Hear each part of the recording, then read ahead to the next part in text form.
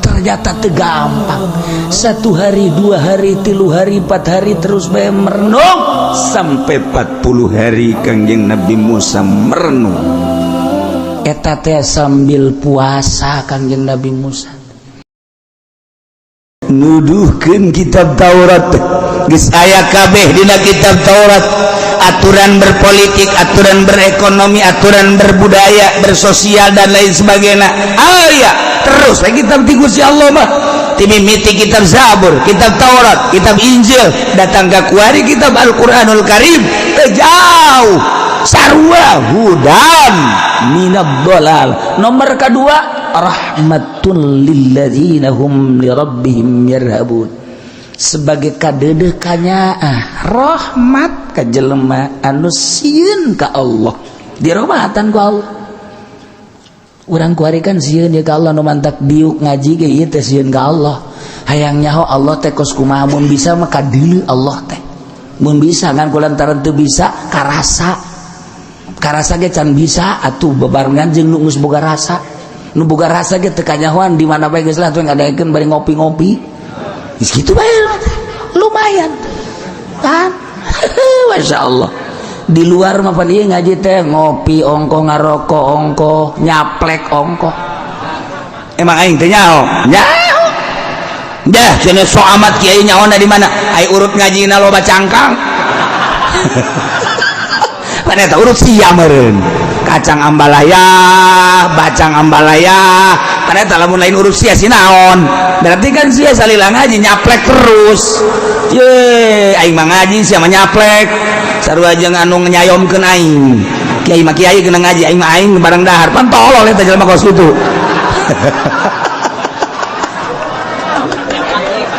Ieu mah keur carita atuh kajeun ganjaran mah meunang bae. Nyana meunang urang meunang atuh masalah mah keur carita doang. Ngan nyana mah saperapat lah ganjaranna lah. Aing usul ka Allah. Nanti ulah penuh atuh mah ieu aing di majelis mah nya diakurkeun jeung nyana bener teu. Tuh siapa akur bae. Jasinya ge sebenarnya hayang barang dahar teh. Ya Allah.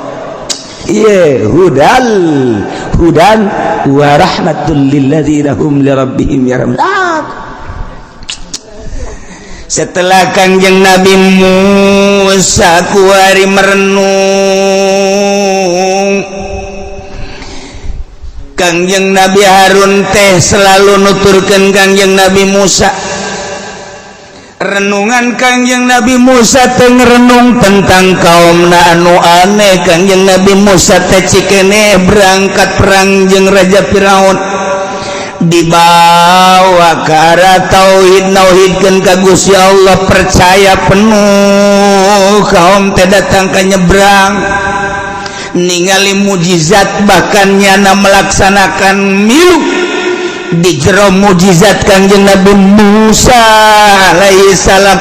Tapi ternyata kakarak ditinggalkeun 40 poe bae ge aya Musa Samiri anu nyiptakeun ieu anak sapi pedet. Kunaon ngagelok ieu kaum ku babari amat teh Kangjeng Nabi Musa. Direnung ku Kangjeng Nabi Musa teu eureun-eureun masyaallah karim nuduhkeun jelema supaya salamet di dunia wal akhirah. Ternyata teu gampang. 1 hari 2 hari 3 hari 4 hari terus bae merenung sampai 40 hari Kangjeng Nabi Musa merenung. Eta teh sambil puasa Kangjeng Nabi Musa, sambil teu pernah luput tina tatahur bebersih. Teu eureun-eureun Kangjeng Nabi Musa make baju nu bersih tina najis. Tafakur ka Gusti Allah, renungan ngerenungkeun tentang kaumna anu nang hese capek dituduhkeun nauhidkeun ka Gusti Allah, ternyata dengan mudah ngagelok. Maka Gusti Allah negor ka Kangjeng Nabi Musa, Musa aing apal kana renungan anjeun sebagai hamba aing kakasih aing. Renungan anjeun teh ku aing diperhatikeun Musa, kuari mah ku maneh disurtil bae. tina kaum ratusan ribu manusia anu nyembah Nabi Luka aing teu sakabehna Musa coba teangan saloba 70 nu teu nyembah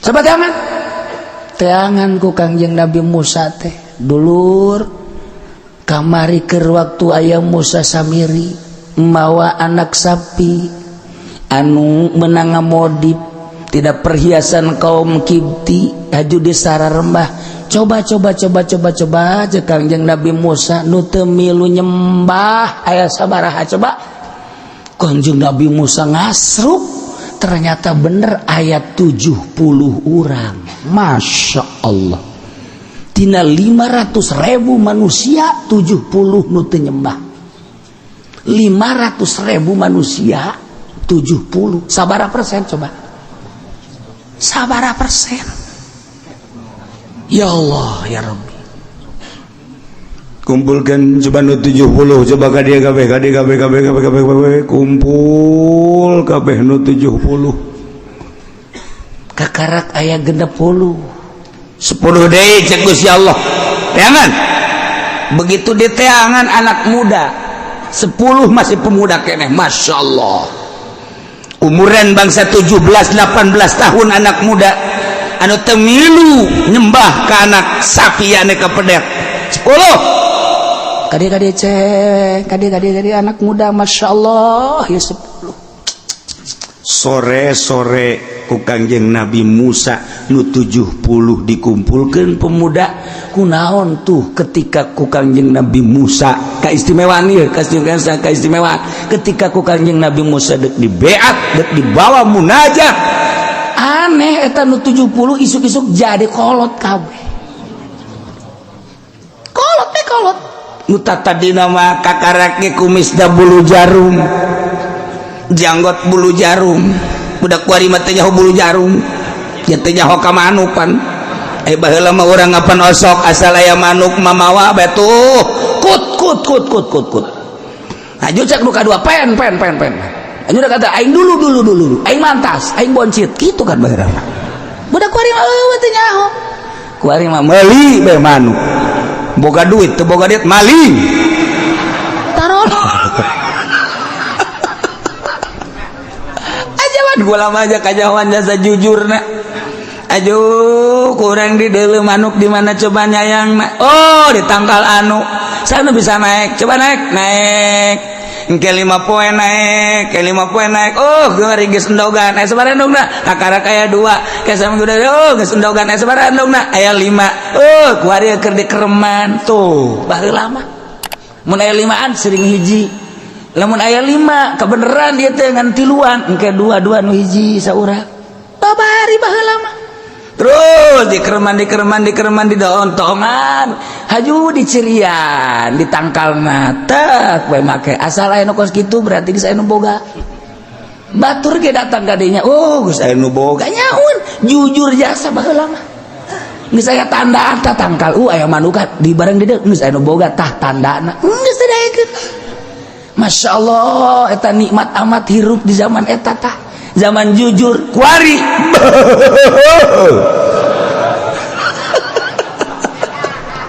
ya Allah Masya Allah kari jujur jasa terus di dalam benar di dalam kakarak borosot di dalam kakarak megar di dalam deh geus aya bulu jaruman Masya Allah kayak kadieu deh geus aya bulu centong budak kuari nanti nyawa bulu centong pan nah kuari di dalam deh geus hari Swiss tinggal tere dihiberkeun alah set dibagi tasya 2 tasya hiji ya Allah ya Rabbi eta ngeunaheun jasa baheula aju urusan parab da geus ya neangan parab atuh heuh ge ieu aing neangan parab keisukan aing keisukan itu ngeunaheun jasa eta zaman jujur jasa tidak ada korupsi saat itu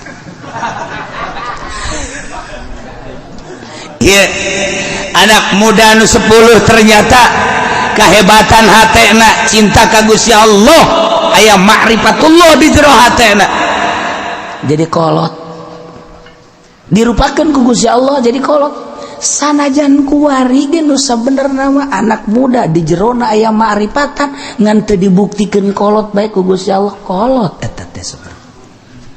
Mantak sewaktu-waktu kos aki-aki eta budak, sewaktu-waktu mah ngora, sewaktu-waktu mah kos budak. Eta teh jelema lain sambarangan, lamun aya jelema kos kitu eta lain jelema sambarangan. Dua barangan eta.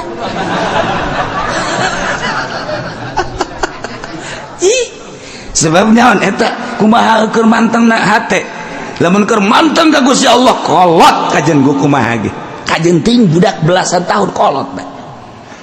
Lamun keur biasa-biasa kadeuna ngora, lamun kabeneran nyana neuleuh awewe anak muda deui biasa deui bae itu no problem biasa hese aja nyana bogo atuh urusan bogo mah bukan urusan asmara manca wali kos itu utama urusan rahasia.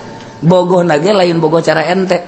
Masya Allah dadamelan Allah gelis amat tuh muji syukur ka Allah nu jorejeng nu gelis ge sebenarnya mah sarua dadamelan Allah ngan eta mah budak dibere kaleuwihan bae mudah-mudahan bae bogoheun ka aing tuh kan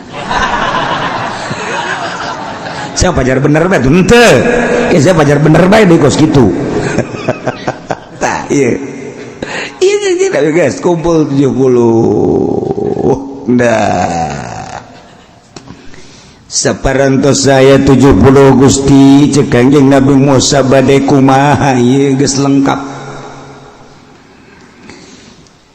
cek Gusti Allah nu 70 teh Musa ajak munajat ka Gunung Tursina bawa ku maneh lantaran eta lain jelema sambarangan sakitu poharana di saat Musa Samiri ngajakan ngaibadahan ke anak sapi tapi tetap lu 70 maka aing bae ibadana pohara jasa haju sanggeusna diajak munajat maksudna dek naon diwarah dek diwarah naku sebab naon cek Kangjeng Nabi Musa lantaran nyana cicing bae saat batur ibadah ke anak sapi lancet maneh Nabi Harun dakwah keras-kerasan nyana padahal mah aya kewenangan untuk sama-sama dakwah tapi nyana tetap baik cicing baik ngan nyalamatkan diri doang maka lu 70 ajak ka Gunung Tursina wae diwarah cicing baik teh bahaya Masya Allah Gusti nu mantap 70 teh kumaon gitu pan ayat 12 itu 12 golongan kan umat maneh ayo sagolonganana ieu adalah genep lamun sagolongan genep 12 10 bae kali genep sabaraha 10 kali genep sabaraha aing nyaho atuh anu babari teh mah kos kitu mah tinggal lu 2 kali genep tuh bener pinter dah nah jadi genep 10 jeung 12 sabaraha 72 Gusti sedangkan Gusti nitah teh 70 golongan abdi teh kapan aya 12 sagolongan dicokot genep ieu kan leuwih 2 ieu kumaha Gusti nu 2 nu hiji ngaranna Kalib nu hiji de ngaranna Yusa eta mah antep ulah diajak munajat kunaon Gusti aya rahasia ke di tukang Masya Allah geus dibejakeun ka Gusti Allah anu mantap kami mah geus pernah zarah ka Kangjeng Nabi Yusa alaihissalam di Yordan panjang kuburanna ge penerus Kangjeng Nabi Musa tah ieu dongengna tah 12 golongan satu golongan cokot genep memang aya nagengan sakitu ternyata begitu genep lain 70 sedangkan dititahna ku Gusti Allah kan 70 barang dihitung mun sagolongan genep aya 72 usul Kangjeng Nabi Musa nu 2 kumahakeun sedangkan ieu kan 72 Gusti nitahna 70 antep nu 2 aike diantep kumaha eta mah engke aya rahasia nu maneh moal ka dibere beja waduh cek Kangjeng Nabi Musa pohara setelah kumpul tina genep-genep sagolongan Yusa jeung Ki Kalib mah dinasehatan ku Kangjeng Nabi Musa. Instruksi ti Gusti Allah, Yusa jeung Kalib anjeun mah cicing bae di dieu teu meunang diajak munajat ka Gunung Tursina. Aduh, cek Yusa jeung Kalib banyak sih bah kami teu bisa diajak munajat. Ieu instruksi ti Gusti Allah. Teu bisa tetap pangusulkeun ka Gusti Allah. Ieu mah geus ulah loba omong sia geus ti Gusti Allah na kitu usul. Masa sih pan anjeun mah kalimullah bisa langsung bicara jeung Allah pangusulkeun. Diusulkeun ku Kangjeng Nabi Musa.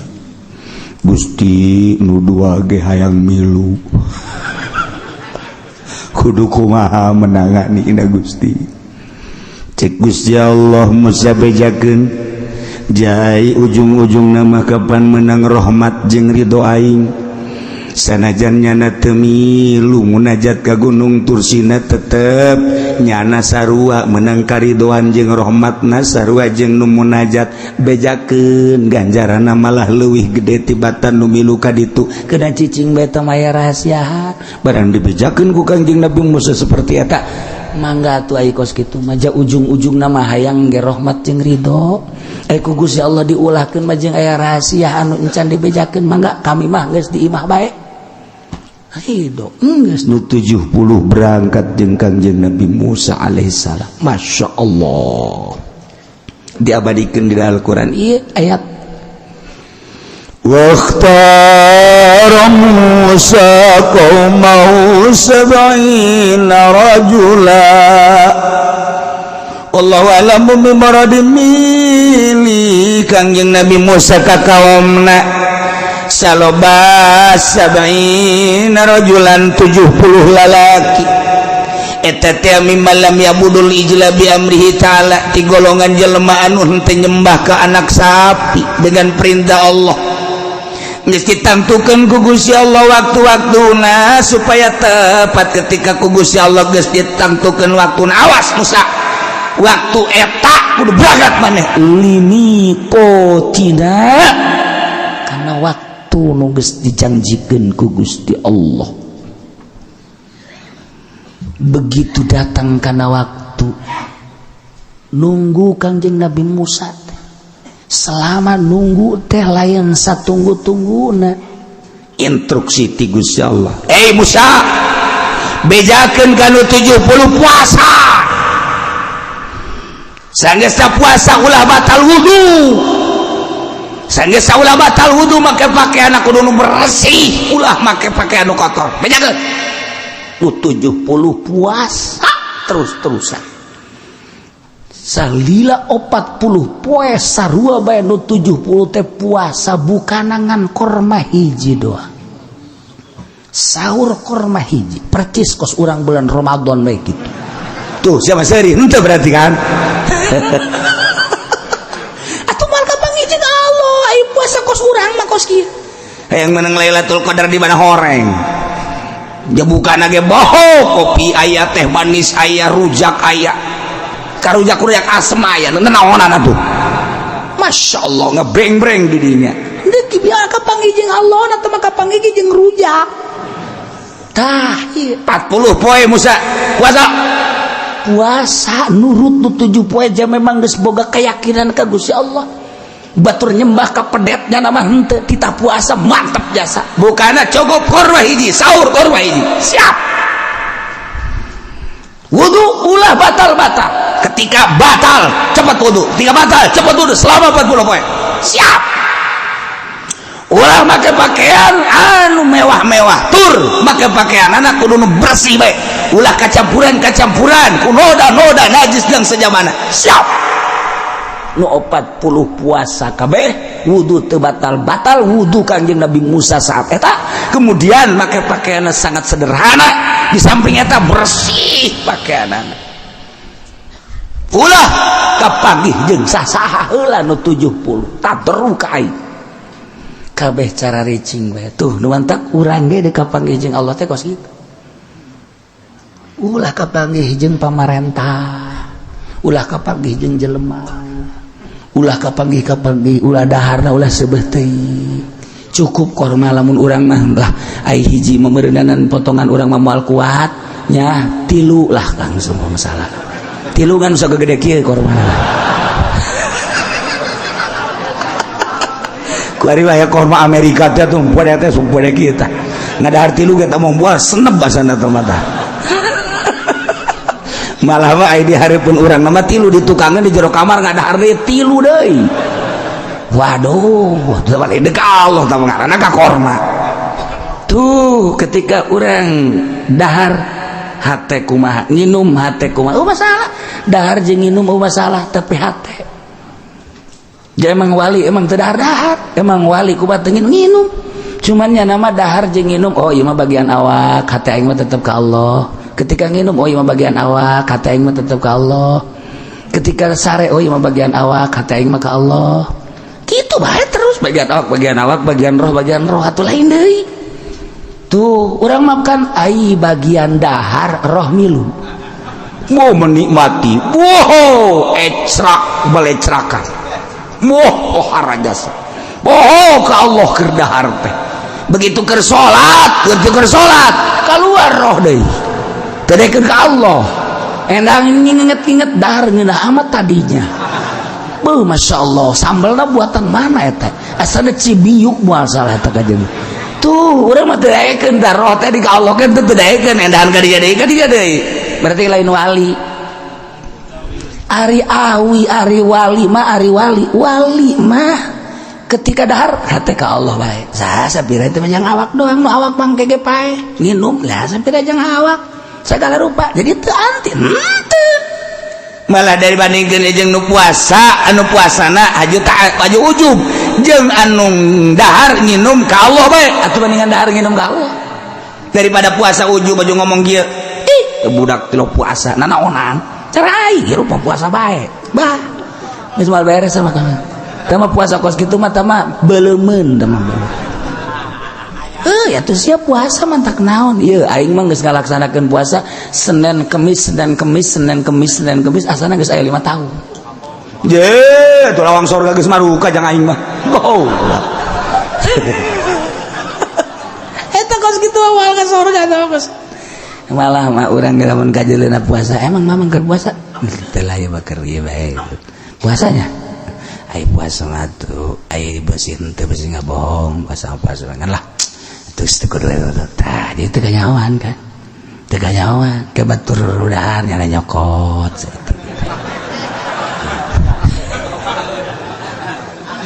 maksudnya henteu nyokot doang abeh teu kadeuleu puasa tapi teu didahar henteu dicekel we kitu tah set mun kue teh mun roti nyekel nyana ge nyekel tapi teu didahar abeh kadeulna ulah kos tu puasa ke pribumi ka jero diwapeu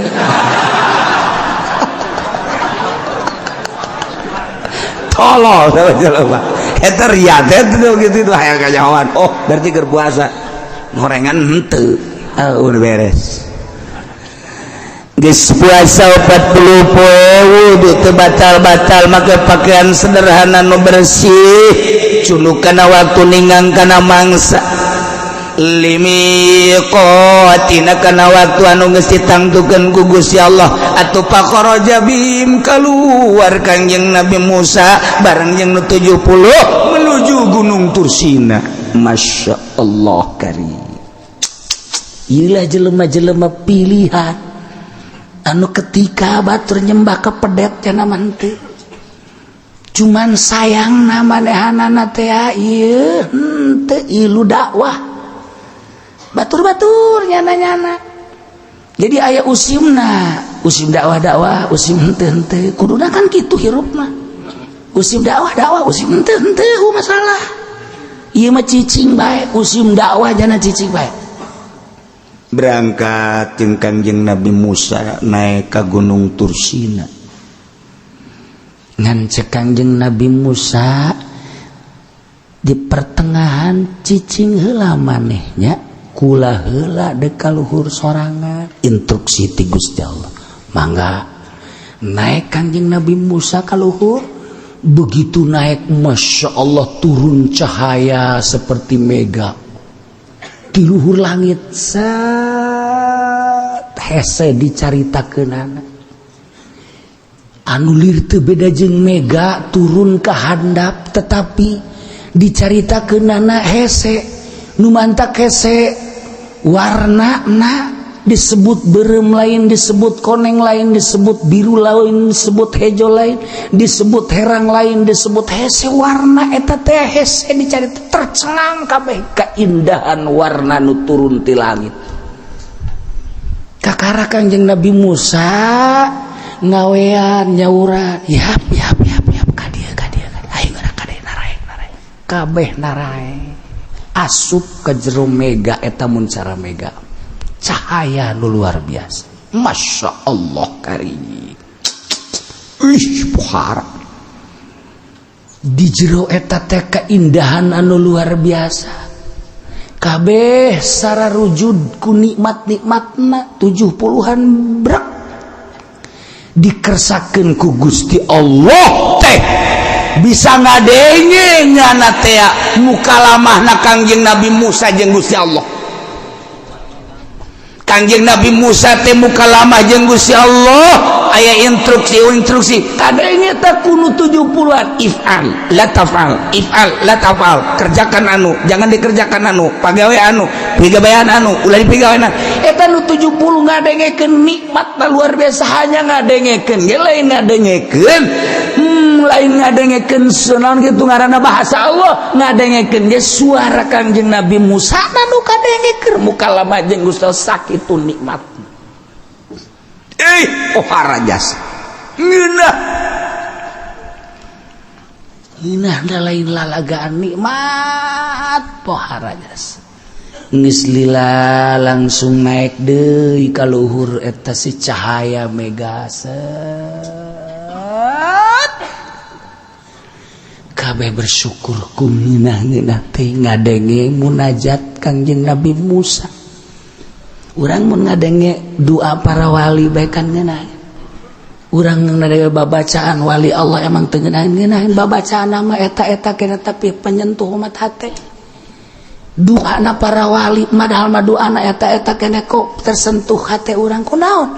Sebab nyanana langsung jeung Gusti Allah. Urang doana mah eta kene babacaan eta kene tapi kok indah amat. Quran mun dibaca ku wali Allah urang ngadengekeun ngeunaheun amat.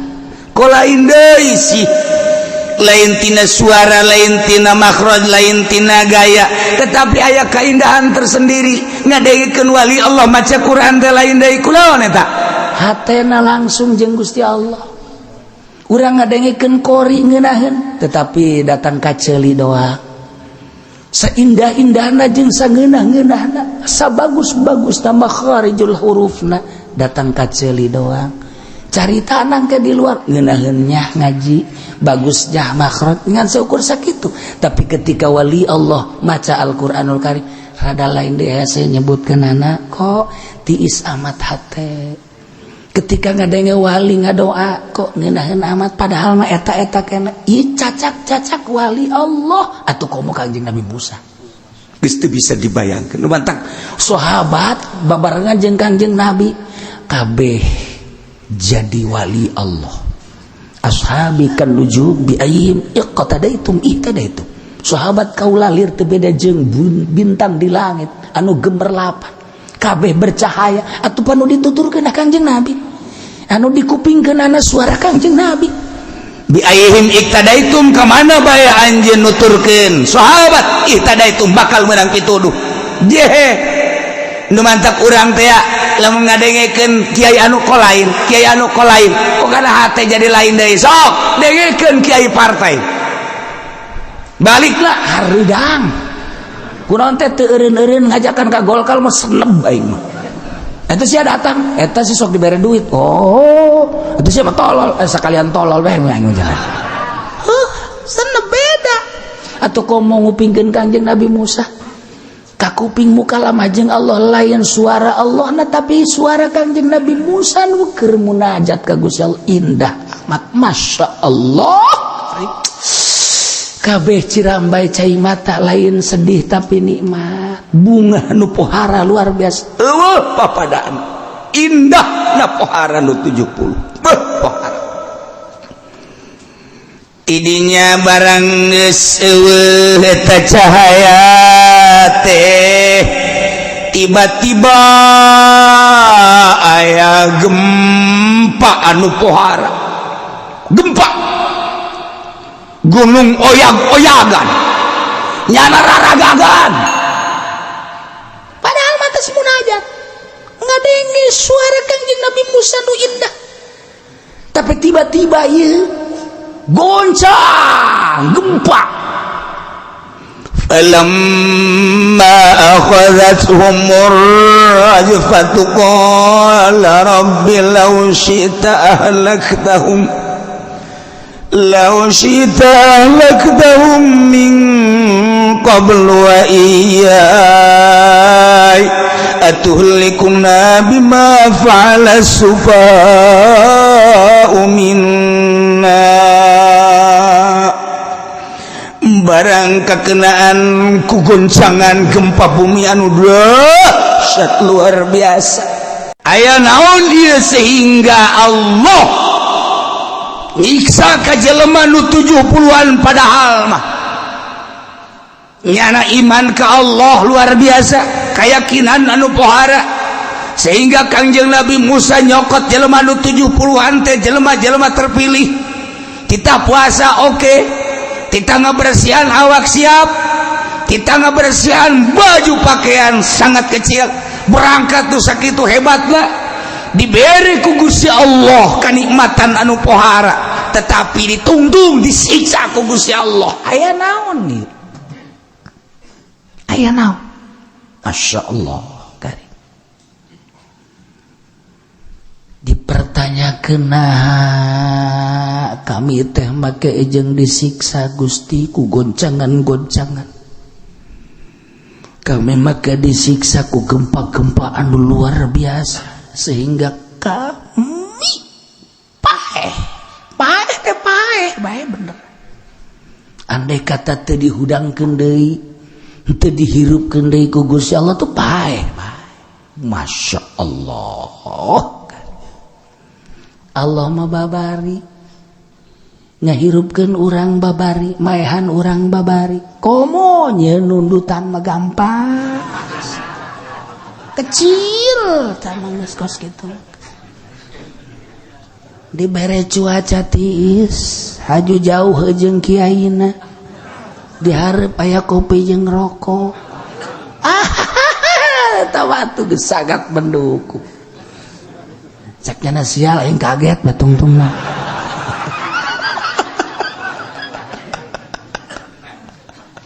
maka wasal tadi diberi kaget deres kan itu kaget-kaget amat beblon jasa pak lah kieu sok kaget-kaget bae cek nya tuh kiai atuh kula-kula masing-masing bae sih cek eta hayu bae sih kieu ulah sok ngomong kos kitu cek nya kami kiai cek nya kami mah keur penting pentes kiai nonton naon tuh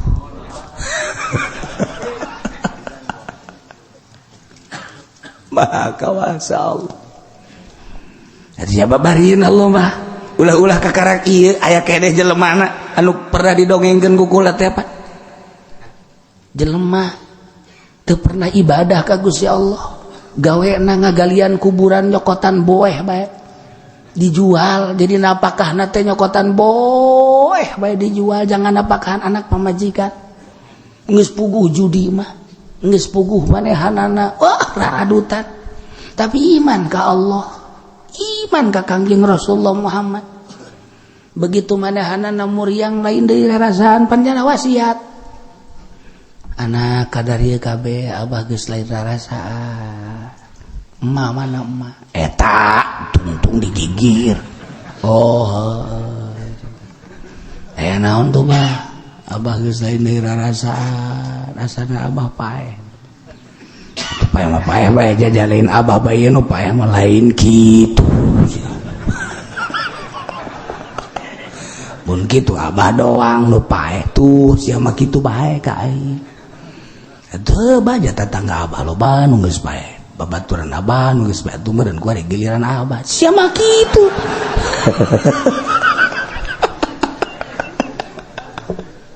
Hajar daun tuh bah.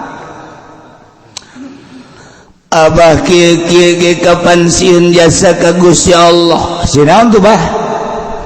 Pan abah sok kade ge wejangan ti kiai. Naon bah? Di akhirat teh pan Gusti Allah boga surga jeung neraka nu bener dikasorgakeun nu salah dikanerakakeun. Juk. Pan abah mah hirup kayaoan Gusti pan diore jasa abah mah. Ih, sakaya aku lagi bener patuh pan siapa? Mabok aya di abah.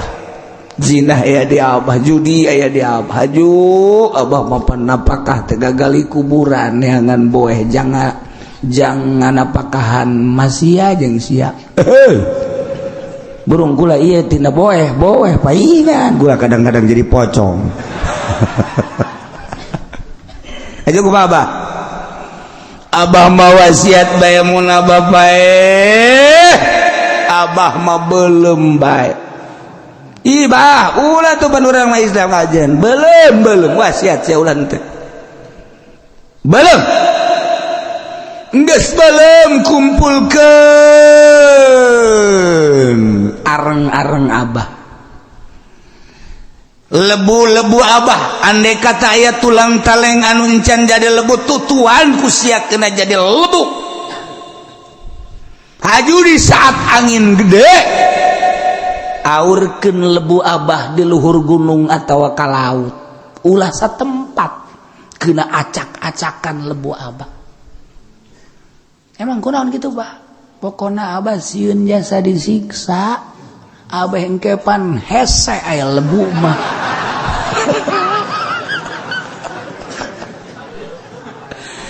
Cak anakna bener oge nya. Siap-siap laksanakeun wasiat abah. Siap bah. Tak abah tenang, abah geus lah cukup, abah geus moal disiksa. Eueuh bae geus bos. Geus kayakinan abah geus kos kitu geus. Ha geus bah. Geura paeh bae.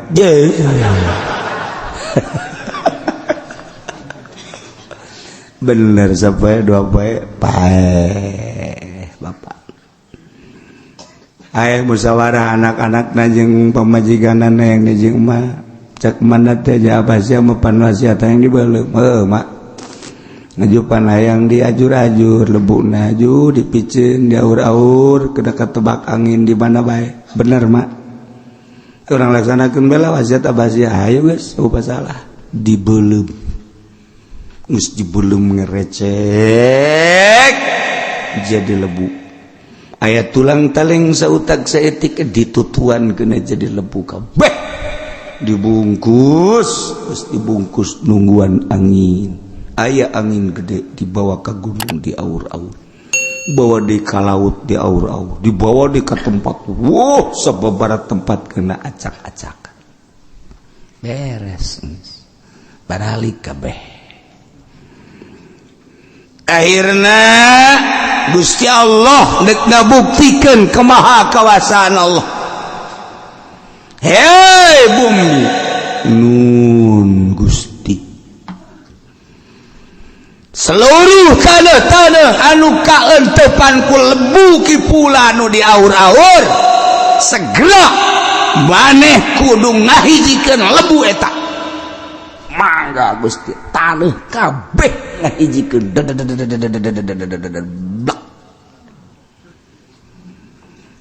Lebu-lebu nu geus kahiji jadilah maneh kipulan. Jadi deui. Tanya ku Gusti Allah. Pulan. Ai deuk ngajak kasihan naon sababna eta sia make jeung hayang dibeuleum. Sagesta dibeuleum kemudian jadi lebu, sagesta aya tulang taleng kudu ditutuan kena jadi lebu. Haju kudu diaur-aur di angin anu gede. Di luhur gunung, di laut jeung di mamana naon coba maksud sia? Gusti abdi teh ku sieun-sieun kasiksa Gusti. Pan sieun kasiksa teh sia kudu make jeung dibeuleum. ayakin abdi ka Gusti teh sugan bae ide belum aja dia lebu teh geus abdi jadi abdi deuk disiksa da hese.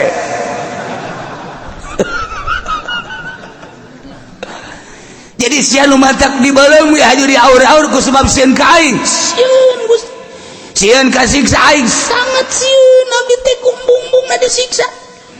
Abdi mah ieu teh bener-bener ngaku dosa abdi sakolong langit nyundul ka langit ku dosa abdi tapi abdi iman ka Gusti abdi percaya ka Gusti jeung ka Rasul Gusti Rasul nu nyaritakeun bahwa aya surga jeung neraka sangkilang abdi bajidor Gusti tetap sieun di kana nerakakeun maka tindakan terakhir abdi wasiat supaya di aur-aur awe Gusti teh nyiksa ka abdi ku sebab abdi percaya jasa ka Gusti pulan ku sebab sia-sieun ka aing sehingga boga tindakan kitu geus bae ku aing dihampura sia geus moal dikanarakakeun dikasorgakeun bae geus ku aing Gusti nun jasa tuh abdi dikasorga ka sorga ku sebab naon boga kayakinan sia jeung sia-sieun ka aing tuh jadi urang lamun sieun ka Allah nyaan sieunna dihampura ku Gusti Allah nu mantak jelema lamun nonton main bola we eta mah teu sieun ka Allah beuleum tah mah kecuali nyana cara tadi ben tadi beuleum di aur-aur geus cek ulama kuari mah deuk bajidor mah bajidor bae maling-maling bae korupsi bae zina bae los engke wasiat bae ka pamajikan aing mah pangmeuleumkeun bae ngadengkeun surah Ki Uci kamari awe aing di akhirat teh disiksa bagas dilaksanakeun tungtungna di dunia di belum di akhirat dikerbekeun di neraka tungtungna disiksa dunia akhirat maksudna mah yakinna boga kayakinan anu pohara ka Gusti Allah ieu mah carita gampangeun Allah mah dikumpulkan lebu-lebu nungus edi mamana ge dihijikeun dijadikeun urang deh Masya Allah atuh tadi dage urang cai mani tadi dage urang cai mani mah atuh lamun dikeluarkeun ti peuting haju dikagelaskeun isuk-isuk haju ku urang pake sarapan ja embung sanu daek nyuruput cai mani gila nu aya tapi kan dibentukkan ku Gusti Allah nu gagah jadi Mike Tyson, jadi Muhammad Ali, jadi Norton, jadi pemain bola, jadi Kempes, Ronaldo, jeung sajabana. Pohara tuh. Jadi politikus, Jimmy Carter, jadi George Bush, jadi Pak Harto, jadi Idi Amin. Apa pohara aja? Saya tanya lemah, Masya Allah. Di samping nu bararagus para nabi, para rasul. Tambah jelema-jelema anu geus dilalur urang kuari anu di pasar gaweana eta cai mani anu di kantor eta cai mani eta kos kitu nu kuari jadi bupati emang bupati lain cai mani cepedut anu kuari jadi dandim cai mani eta teh kos kitu teh nu kuari jadi raja Jokowi cai mani ambelan ku sia Ahok atuh cai mani sia cai mani bedegul teuing si cai mani maha kawasa Allah tina cai mani jadi urang jadi lalaki jadi awewe Masya Allah aya nu geulis aya nu jore aya nu kasep aya nu jore cai mani kan kabeh ge engke bakal dikebalikeun ku Gusti Allah sia nang jin aing tina cai mani ku aing dijadikeun manusia Inna khalaqnal insana min nutfatin amsyajin nabtalihi faja'alnahu sami'an basyira. Inna hadainahu sabila imma syakira wa imma kafura. Inna a'tadna lil kafirina salasila wa aghlala wa sa'ira. Innal abrara yushubuna. Terus dan selanjutnya. Tina nutfatin amsyaj cai mani lalaki jeung sperma opum awewe dihijikeun selama 9 bulan nyana di jero rahim borosot keluar jadi si Juned kan urang cai mani urang Masya Allah tak kudu inget aing cai mani jadi kieu nang Allah engke bakal ka Allah urang tuturkeun aturan Allah tuh ulah sok sambarangan bakal balik ka Allah. Aslina urang mah lain mudi ka deuleu ieu lain. Aslina manusia mah roh anu diciptakeun ku Allah leuwih awal di alam roh. Awak urang mah ieu mah taneuh menang nyieut tina turab minha khalaqnakum ti taneuh aing nyeun sia. Wa fiha nu'idukum aing bakal ngabalikeun deui ka taneuh. Ti taneuh ka taneuh urang. Kasep tinggal kasep kubur. Jore tinggal jore kubur. Gelis tinggal gelis kubur. Nu jore mah geus hirup kene ge kubur bae.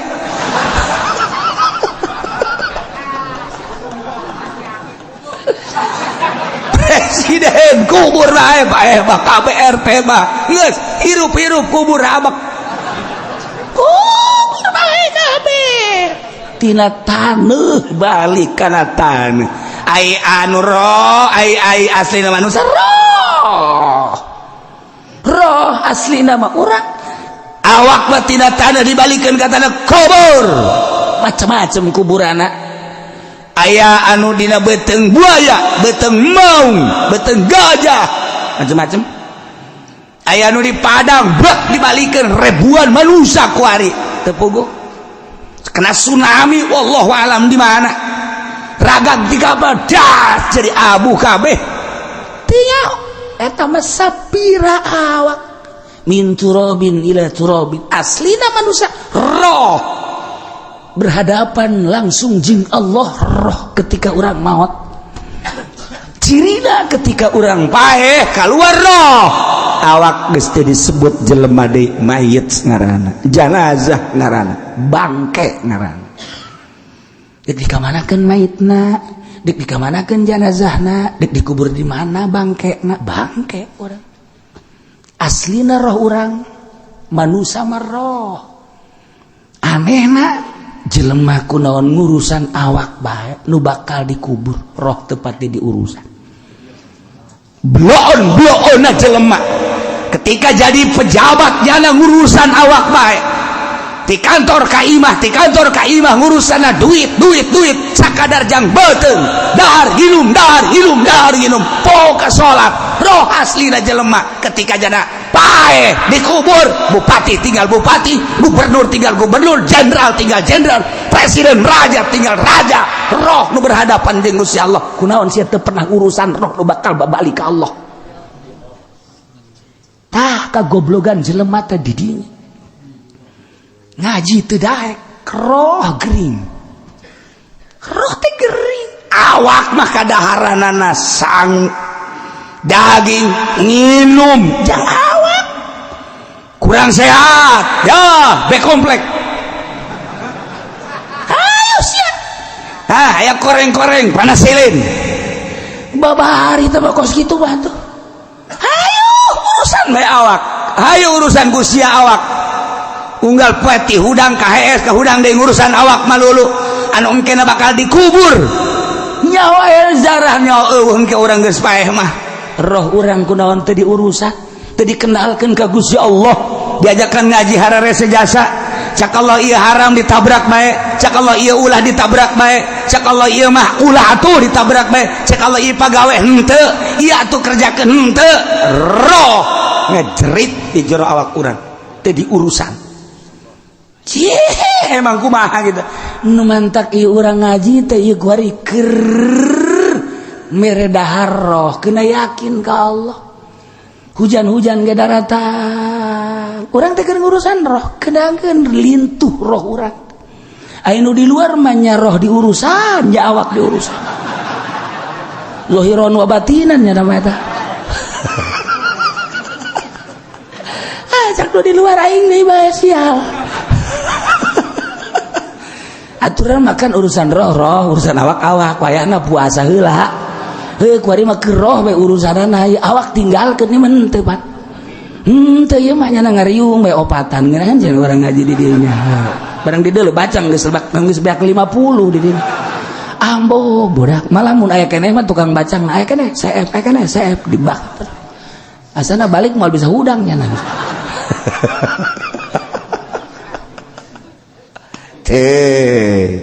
babar ieu ieu ge paeh 70 satu hari satu malam yaumun wa lailatun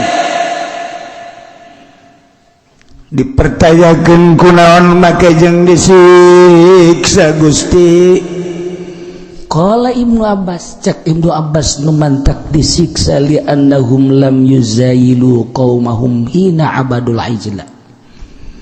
Bongannyana teu pernah misah ti kaum anu nyerembah kana anak sapi.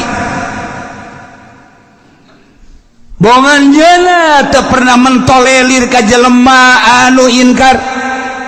Bongannyana teu pernah dakwah menyelamatkan diri saat batur munkar, saat batur inkar, saat batur maksiat, saat batur nyembah ka pedet nyana menyelamatkan diri bae geus ka Gusti Allah eta teh bagus tapi disiksa bae tetep ku Allah. Ieu lah hesena jadi kiai di dieu ngomong salah teu ngomong salah.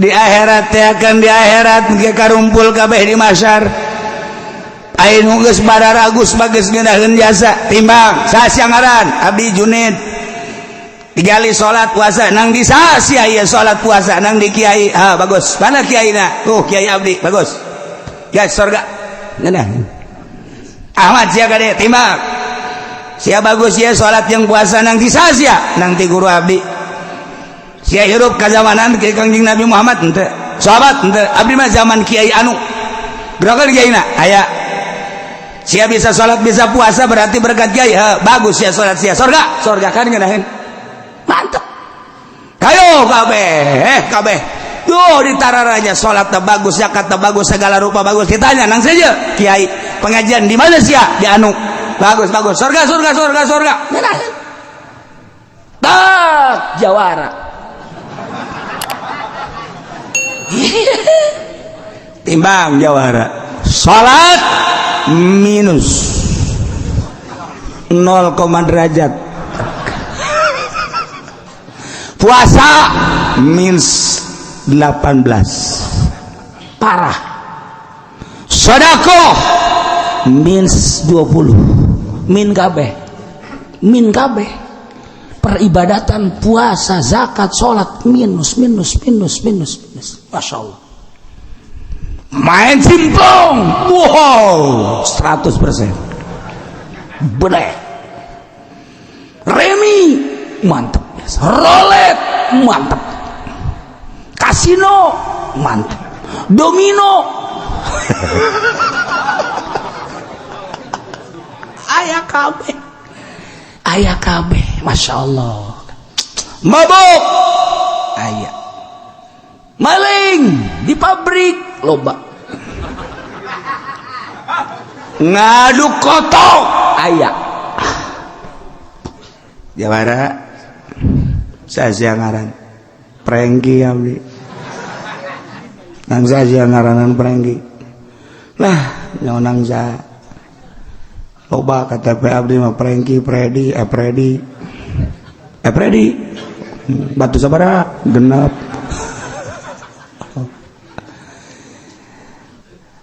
cik malaikat anu nimbang amal saudara-saudara sekalian seluruh manusia yang hadir di mahsyar ini bahwa yang namanya prengki ini telah dihisab ternyata kebaikan-kebaikannya minus dan maksiatnya positif. Dengan demikian nama prengki akan digujubarkeun ke neraka. Apa itu gujubar, Pak? Ya lagi saya keluar, Jawara teh keluar Jawara.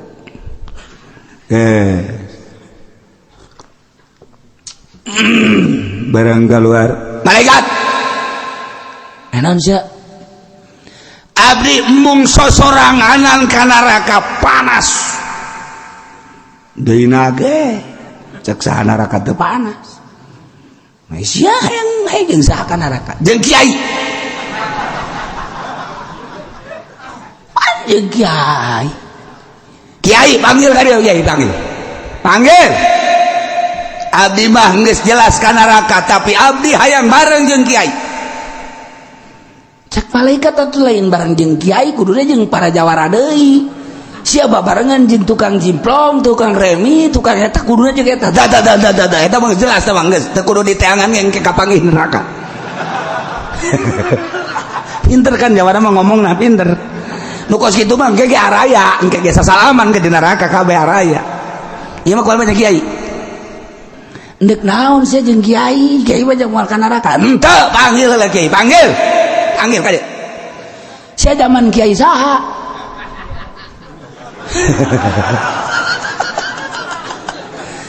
Abdi zaman Ki Fudoli.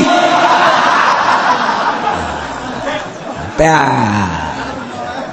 Ki Fudoli geus geter-geter. Wah, aing ka neraka oge cek teh. Apa aku jawara. Sial-sial ting nasib aing cek teh. Ciut Ki Fudoli di dieu.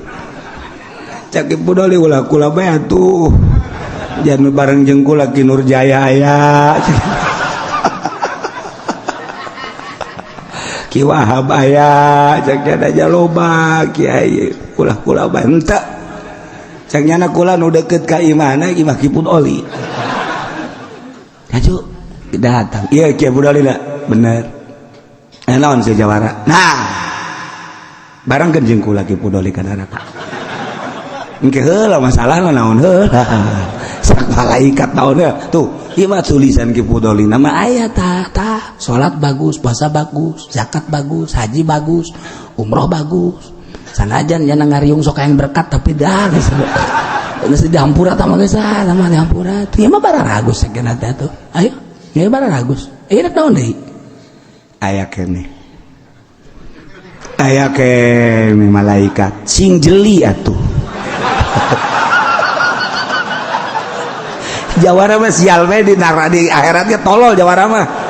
Sekos di dunia bae ngotot bae jawara mah. Ngotot. Aya naon di sia jawara? Kieu malaikat. Kula memang sadar tukang kitu bobok tukang tarok. Kula kan tukang ngadu kotok di tukangeun imahnya na. Tapi kunaon nya teu pernah ngalarang kula. Kula diantepkeun ku nyana nafsi nyana ceramah ka batur, nyana ngaji, nyana magahan santri ngariung. Kula ngadu kotok ditungtungeun imah lah kahalangan sababara imah, tapi kula diantepkeun bae teu pernah dilarang. Nah, ku gara-gara nyana teu pernah ngalarang, kula terus ngadu kotokna dengan tidak pernah melarang. Hijikeun jeung kula ka neraka. Waduh. Cek Ki Fudoli sial-sial teuing nasib aing cek nasib aing jadi kieu. Tanya deui mail sia Fudoli Ki Fudoli emang bener henteu pernah ngalarang? Henteu. Emang kunaon? Sieun kula kanyana sebab liana mah jawara bae. Kiai mah pokona mah tugasna ngalarang. Urusan kabelah dituna dek nurut dek tenurutkan lain urusan kiai. Aing main gapleh diantep, aing main remi diantep, aing mamawa imah ka imah hareupeun nyana lewat kunyana diantep, aing adu kotok diantep. Aing nuntut ka pangeran dengan nyana ngantepna ka aing tetep kudu bareng jeung Ki Fudoli ka neraka jahanam. Aduh, cek Ki Fudoli aya-aya bae.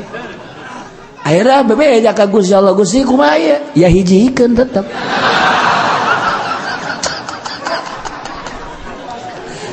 Hijikeun. Ieu nu beratna teh nu berat teh kiai teu ngalarang munkarat dihijikeun. Ulah naon garang-garana ngeunah-ngeunah sebab naon dititana ge amr ma'ruf nahi munkar. Nu tadi mah nu dititah ma'ruf ngarurut surga. Soda kabeh nu narurut ngararaji di majelis, narurut di podium ngaji, narurut surga. Tapi jawara anu henteu pernah dilarang lantaran sieun ke lantaran naon ke tetep bae nyana engke ngadakwa. Ieu nu beratna ieu. Keung meunang ti mana? Ieu falamma akhadat humur ajfatu nu mentak ieu nu 70 sakitu barara Gusta disiksa ku Gusti Allah dengan goncangan-goncangan gempa bumi nu dahsyat datang kapaekan ieu teh merupakan siksa cek Ibnu Abbas lianahum lam yuzailu qaumahum lantaran manehanana henteu pernah misakeun ka kaumna hatta abadul ijla sehingga kaum-kaum ngibadahan ka anak sapi nyala henteu pernah mentolelir nyala henteu pernah dakwah janu dakwah nama Kangjeng Nabi Harun nu mantap Kangjeng Nabi Harun teu kuateun ge dakwah anu ngabantuan nu iman ka Kangjeng Nabi Musa aya ngan cara ricing me ku cicingna disiksa ku Gusti Allah berat nu mantap ulah mengocoprak bae ge sabodo nyaritakeun pamarentah korupsi nyaritakeun pemerintah korupsi kajen teuing nyana benduk aing moal kebal hirup di dunia nyanana ge bakal jadi sampah masyarakat jeung teu aing mah dibenduku nyana aing mah nyaritakeun kredit haram dek di dieu nya dek henteu pokona mah asal nyaritakeun we hukum ti Allah kredit ala kos kitu teh 2 akad haram dek ditentang ku kiai desa bodoh dek ditentang ku nu kredit los lantaran engke di akhirat aing engke kunyana bakal didakwa hai ji kita mangke kamar lemenu kredit diasupan ka neraka bus asup ka neraka begitu diasupkeun ka neraka nyana ajol-ajolan saya abdi Haji Pendi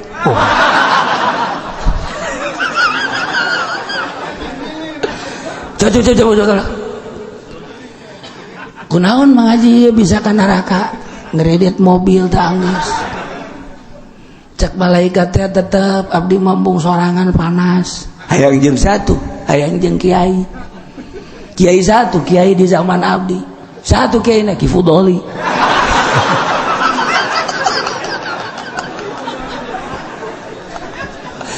kunaon tuh ieu Haji Pendi make jeung hayang kiai atuh ngahiji bae jeung nu para kredit deui tamatu geus teu kudu dicaritakeun ka paranggih ge di neraka ieu mah abdi mah hayang jeung kiai bae emang kulon sebab abdi ngredit teu pernah ditegor-tegor ku nyana malah nyana nginjeman mobil bae ka abdi sakieu na Ki Fudoli bener kunaon atuh Ki Fudoli eta teu pernah jarekanan atau teu pernah nganasehatan butuh abdi sekali-sekali nginjem ke mobil nyana cek Gusti Allah hijikeun habek ngagujubar kabehan tuh kan ai kitu mah geus nyaritakeun haram begitu aya nu nungtut Ki Uci cenah eta kudu dihijikeun cak nu ngredit ya emang belum sebab kula ngredit teu pernah kitu ditoel-toel ku nyana ke jamaah heuh tidak boleh sademo ke di ditu demo aing ngadenge nyana nyaritakeun haram kredit aja sia kredit aing mah ngredit terus jadi nyana anu ka neraka aing mah aman Ki Fudoli doang nu ka neraka dipimpin ku Haji Pendi ya nah iyalah urang ketika aya munkarat nu mantap kula mandek bawel bae kajen teuing dipake ka bendug ge kajen ketika aya kiai dibere duit ku pamarentah nyen proposal eta teh duit haram kajen kula mah dibenduan ge sebab eta teh lain jang kudu pondok pesantren eta mah duit ti APBD jang masyarakat eta mah duit rakyat getih eta teh lain kudu dibangunkeun ka pondok pesantren lain kudu jang masjid nah didinya lah kula mah sok ngomong bae kiai-kiai anu ngajukeun proposal eta teh lain kiai nu kos kitu mah penjahat berlabel kiai cenah bendu jeung teuing kula mah dibendu ge geus siap jasa ajo engke di akhirat nyana dipanggil kula geus ngomong kitu bae geus di mana sih cenah letak haramna mun hayang nyaho mah lamun yayasan ngajukeun proposal teh 100 juta anu turun mah 50 juta bocor 50 juta malah aya nu ngeri aya hiji proposal ngajukeun 500 juta di pondok pesantren kemudian DPR anu nandatangani DPR anu ngabantuna begitu turun 500 juta dibikin ke pondok pesantren yayasan nama 150 juta berarti tekor sabaraha 350 juta emang aing teh nyaho jasa lillahi ta'ala Allahu akbar per detik ieu nyaho jasa jelema nyaho yayasan nyaho DPR anu memperjuangkeun lagi insyaallah nyaho jasa insyaallah nyaho jasa haram eta DPR nanu jelas geus haram jasa korupsi nyana ngajukeun haram tuh siapa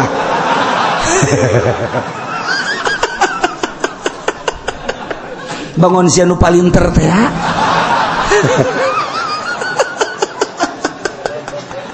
ya jasa eta kakarak hiji encan dicaritakeun nu samiliar encan jauh ieu hanya di Kabupaten Tangerang nyaho insyaallah kulanya DPR ge nyaho yayasan ge nyaho cenah kiai kok bisa nyaho kitu emang gaib tanah panyanana bebeja ka sabaraha yayasan nu bebeja lantaran kan nyerian ngajukeun sakean turun sakean ngajukeun sakean turun sakean kumaha cenah ieu kula jih eta kumaha cak DPR teh goblok jasa si bebeja di bae ka kiai ucita tolol teh jawaban teh jadi bae nyanyahoun sia ta aing nu tolol bego ji urang adu tolol jeung sia ayo kula mah bawel kajin abenaon di akhirat aing aman mana aing sakala rupa geus carita-caritakeun korupsi geus caritakeun urusan yayasan geus caritakeun proposal geus kredit geus beres begitu di sidang ku malaikat haja uci siap mana pernah nyaritakeun tentang kredit sangat siap coba salah satu saksi Haji Makmun. Emang Haji Mamun aya lamun teu ondangan. Aya jada. Ye. Jauh dua teh kukula dicaritakeun we jarang ngaji di zaman abah nya mah. Ti baheula nya mah ngaji zaman Haji Meme, Naib Meme teu nyana eta kolot-kolot kula ge sok neuleukeun ke zaman gagah. Ji suud teh zaman eta. Eta araya keneh tinggal hiji dua deui, moal kebal deui teh ge. Iya, sekolah jauh. Kiai haji teh nyaraos etikan ban bae ngajina. Make sepeda, make motor gelas etik nyaho jadi si A si B si C si sa haji ahadu nyaho masuk ngaji terus kabladi terus dipicu ka dieu nyaho. Atuh Ki Soleh baheula masuk ngaji kabladina mah teu barang asup Golkar aju teu ngaji. Jajan nyaranaho terus digemborna Ki Muhtar atuh nyaranaho aja. Terus detik teh nyaho sa nu nyaho atuh mantak Haji Mamun kula sok diomong bae beusi Haji Mamun kuna eta mah nyana mah titipan abah ngaji ti baheula nyana mah datang ka kuari muriang bae saksi jabat tuh 1 2 pernah kamu nyinggung korupsi terhadap pemerintah sangat Pak bahkan dari mulai papan atas sampai papan buruk Pak saya jelasin satu persatu kalau dijelasin mulai dari Abu Rijal Bakr dan lain sebagainya saya tahu perkorupsian di kabupaten pun saya sangat tahu sebab pemasukannya saya tahu ada 4, sekian triliun yang digunakan sekian saya tahu untuk PNS sekian persen untuk pembangunan sekian persen untuk yang ditilap sekian saya sangat tahu dan saya sering singgung adapun dia benci sama saya leg-leg ku sia benci aing mah salamat tuh cak malaikat bagus C bagus Nges, aing mah diamankeun ku Kangjeng Nabi Muhammad. Mantap. Tinggal aing ngadadaban, dadah bupati, gubernur, camat. Tinggal nyana bae tulungan atuh aing pan aing osok korban. Korban duit siapa? Duit pemerintah. Duit pemerintah nonsen. lamun duit hayu tah mantap lamun ka masjid duit pribadi terima lamun duit pemerintah ulah korban duit pemerintah masalah ngan teu jadi ganjaranatulinnya anak nu korban tah mah atulinnya anak nu korban tah mah ngan sakadar referensi doang emang korbannya lain atuh jangan duitnya nama saeutik malah mah keluarkan korban 20 tapi nu keluarkan 15 5 lagi kemana yang 5 lagi mati di mana mati di mana di perjalanan masuk kemana kandang bupati nu kumaha coba ieu kan bahaya je emang aing teh nyaho ulah sok sombong cenah sia ki ucing mah iku aya sombong bae we henteu bae sia mah benerkeun bae onggoh